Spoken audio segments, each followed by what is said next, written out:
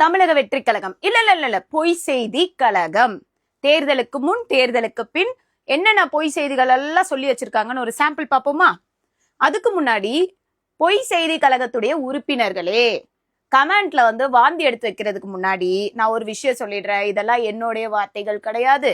உங்களுடைய அண்ணனும் உங்களுடைய கட்சியில இருக்கக்கூடிய முக்கியமான நிர்வாகிகளும் சொன்னதை தான் இப்ப நான் சொல்றேன். அதனால நீ வாந்தி எடுத்து வைக்கிற எல்லாமே உங்க அண்ணனையே சாரும். அடுத்தது முதல் விஷயம், தேர்தலுக்கு முன் தாவேகா தலைவர் என்ன சொன்னாருன்னா, தமிழ்நாடுன்ற தேரை ஸ்டாலின் சார் முட்டுக்கட்டை போட்டு நிறுத்தி வச்சிருக்காரு, தமிழ்நாடை வளர்ச்சி அடைய விடவில்லை அப்படின்னு சொல்லியிருந்தாரு. இப்போ அதே மனுஷன் தேர்தலுக்கு பின் என்ன பண்றாருன்னா, டெல்லிக்கு போயிட்டு என்ன சொல்லியிருக்காருன்னா, இந்தியாவிலேயே இரண்டாவது பெரிய பொருளாதார மாநிலமாக தமிழ்நாடு திகழ்கிறது, தமிழ்நாடு வளர்ச்சி பாதையை மட்டுமே சந்திச்சுக்கிட்டு இருக்கு அப்படின்றத சொன்ன மனுஷன் சொல்லியிருக்காரு. அப்போ எனக்கு இதுல ஒரு டவுட் சார், என்னன்னாக்கா தேர்தலுக்கு முன்னாடி நீங்க தேரை முட்டுக்கட்டை போட்டு நிறுத்தி வச்சிருந்த தேரை ஒரே மாசத்துல ஸ்வைங்குன்னு புல்லட் வேகத்துல இழுத்துட்டு வந்துட்டீங்களோ? அதான் இங்க டவுட். ரெண்டாவது விஷயம், தேர்தலுக்கு முன் தாவேகா தலைவர் என்ன சொல்லியிருந்தாருனாக்கா, பாதுகாப்பு சரியில்லை, கல்வி சரியில்லை, சுகாதாரம் சரியில்லை, இதெல்லாம் சரியில்லைன்னு சொல்லிட்டு தாவேகா தலைவரும் சொன்னாரு, அந்த கட்சியுடைய நிர்வாகி ஆதவ் அர்ஜுனாவும் சொன்னாரு.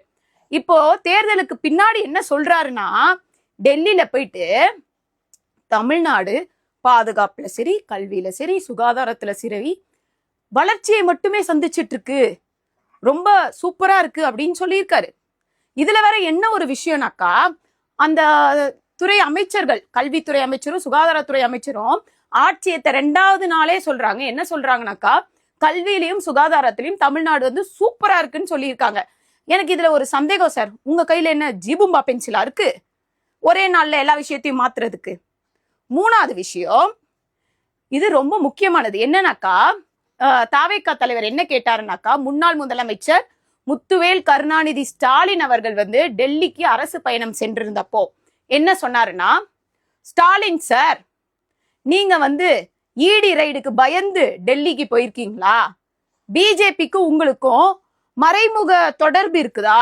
அதனாலதான் உங்களை முதல் வரிசையில உட்கார வச்சிருக்காங்களா அப்படின்னு சொல்லி கேட்டிருந்தாரு. இப்போ நான் தேர்தலுக்கு பின்னாடி விஜய் சார் உங்ககிட்ட ஒரு கேள்வி கேட்கிறேன். நீங்க கரூர் சம்பவத்துல நடந்த விசாரணைக்கு பயந்து நீங்க டெல்லிக்கு பயணம் போயிருக்கீங்களா சார்? பிஜேபியோட மறைமுக உறவு வச்சிருக்கீங்களா சார்? அப்புறம் உங்களை முதல் வரிசையில பார்த்தனே சார், அது நீங்க தானா சார்? எனக்கு இது டவுட் சார். அடுத்தது 4வது விஷயம், பாட்டிலுக்கு 10 ரூபாய், பாட்டிலுக்கு 10 ரூபாய் அப்படி சொல்லிட்டு ஃபுல்லா பாட்டு பாடிட்டு சுத்திட்டு அலைஞ்சாரு தேர்தலுக்கு முன்னாடி.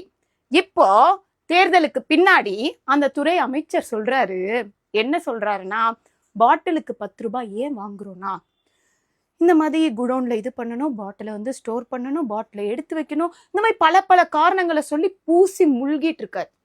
அப்போ சார் நான் கேட்கிறேன், பாட்டிலுக்கு 10 ரூபான்னு பாடினீங்களே சார், அது வெறும் பாட்டு தானா சார்? பலே கில்லாடி சார் நீங்க. 5வது விஷயம், என்ன சொல்லியிருந்தாருன்னா, தாவேகா தலைவர் தேர்தலுக்கு முன்னாடி நெல் கொள்முதல் பண்ணக்கூடிய விவசாயிகள் கிட்ட இருந்து 40 ரூபாய் கமிஷன் வாங்குறாங்க. என்ன சொல்லியிருந்தா, கமிஷன் வாங்குறாங்க.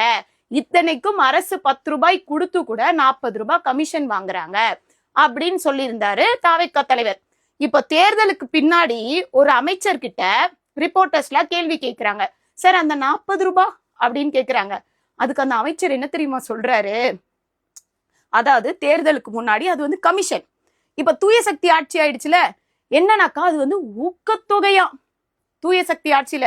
இதுல வேற அதுக்கு காரணம் சொல்றாரு, அந்த 40 ரூபாய் எதுக்கு வாங்குறாங்கனாக்கா, அவங்க தங்குற செலவு இருக்கு, பெட்ரோல் செலவு இருக்கு, இந்த மாதிரி நிறைய செலவுகள்லாம் இருக்கு. இந்த பல செலவுகளுக்காக தான் 40 ரூபாய் வாங்குறாங்க. அதனால இந்த மாதிரி இப்ப நான் என்ன கேக்குறேன்னா, தேர்தலுக்கு முன்னாடி பொய்யா ஒண்ணு சொன்னீங்கல்ல, கமிஷன் வாங்குறாங்கன்னு, அப்ப இது இப்போ அது எப்படி ஊக்கத்தொகையா மாறுச்சு? அதுக்கு மட்டும் பதில் சொல்லுங்க சார். மக்களே புரிஞ்சுக்கோங்க, தமிழக வெற்றி கழகம்ன்றது பொய் செய்தி கழகம் மட்டும்தான். இவங்களோட கொள்கையை நான் கண்டுபிடிச்சிட்டேன். என்ன தெரியுமா கொள்கை? பொய் செய்தியை பரப்புவோம், மக்களை ஏமாற்றுவோம். இதுதான் இவங்களுடைய கொள்கை. அதனால இவங்களெல்லாம் நம்ம வந்து மாத்த முடியாது, திருத்தவும் முடியாது. ஏன்னா இவங்க தலைவரே இந்த லட்சணத்துல இருக்காங்கல்ல. அதனால இவனுங்க இப்படிதான் இருப்பானுங்க. அதனால மக்களாகிய நாம தான் விழிச்சுக்கணும். மக்களே, ஒரு தடவை ஏமாந்துட்டோம், திரும்ப திரும்ப இவனுங்க கிட்ட ஏமாறக்கூடாது. மாற்றம் இது மக்களுக்கு ஏமாற்றம்.